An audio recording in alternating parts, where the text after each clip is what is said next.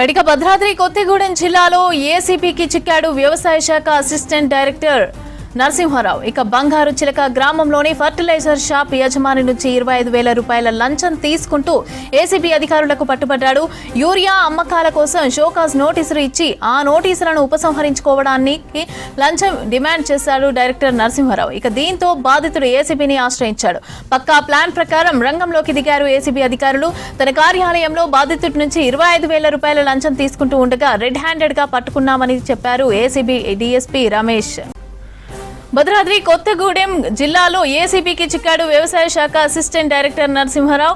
బంగారు చిలక గ్రామంలో ఫర్టిలైజర్ షాప్ యజమాని నుంచి 25 రూపాయల లంచం తీసుకుంటూ ఏసీబీ అధికారులకు పట్టుబడ్డాడు. యూరియా అమ్మకాల కోసం షోకాజ్ నోటీసులు ఇచ్చి ఆ నోటీసులను ఉపసంహరించుకోవడానికి లంచం డిమాండ్ చేశాడు డైరెక్టర్ నరసింహారావు. దీంతో బాధితుడు ఏసీబీని ఆశ్రయించాడు. పక్కా ప్లాన్ ప్రకారం రంగంలోకి దిగారు ఏసీబీ అధికారులు. తన కార్యాలయంలో బాధితుడి నుంచి 25,000 రూపాయలు లంచం తీసుకుంటూ ఉండగా రెడ్ హ్యాండెడ్ గా పట్టుకున్నామని చెప్పారు ఏసీబీ డీఎస్పీ రమేష్. భద్రాద్రి కొత్తగూడెం చూస్తాను. ఈరోజు మనం కొత్తగూడెంలో అసిస్టెంట్ డైరెక్టర్ అగ్రికల్చర్ వాళ్ళ ఆఫీస్ దగ్గర ఉన్నాం. ఈరోజు ఇక్కడ పనిచేసేటువంటి ADA assistant director of agriculture U Narasimharao garu 25,000 ఒక ఫర్టిలైజర్ షాప్ ఓనర్ దగ్గర నుంచి బ్రైబ్ అమౌంట్ తీసుకుంటామంటే ఏసీబీ మేము మా సిబ్బంది అందరూ కలిసి రెడ్ హ్యాండెడ్గా పట్టుకున్నాం. దీన్ని ఫ్యాక్ట్స్కి వెళ్తే మన పాల్వంచ మండలంలోని బంగారు చిలక లక్ష్మీదేవపల్లి మండలం అనుకుంటున్నది. లక్ష్మీదేవపల్లి మండలం బంగారు చిలక గ్రామంలో ఫర్టిలైజర్ షాప్ ఒకటి రన్ అవుతుంటుంది, లైసెన్స్డ్ అది. అయితే వాళ్ళు ఈ మధ్య యూరియా అమ్మకాలు జరుపుతున్నారని చెప్పేసి వాళ్ళ దగ్గరికి వెళ్ళినటువంటి ఏడీఏ గారు వాళ్ళకి సంబంధించిన కాగితాలు అవి చూపించమన్నారు. అవి తీసుకుని ఆఫీస్కి రమ్మన్నారు.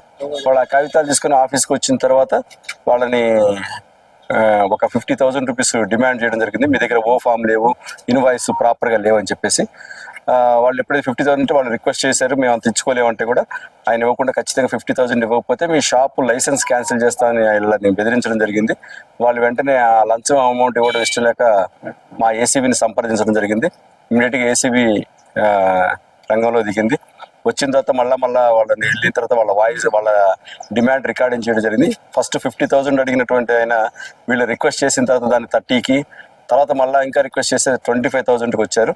ఆ 25,000 ఆ ఫర్టిలైజర్ షాప్ వాళ్ళ దగ్గర నుంచి ఈరోజు ఆ సదరు ఏడీఏ నరసింహారావు గారు కొత్తగూడెం ఏడీఏ గారు తీసుకుంటాం రెడ్ హ్యాండ్గా ఏసీబీ పట్టుకున్నారు. ఈరోజు అమౌంట్ 25,000 కూడా రికవరీ చేయడం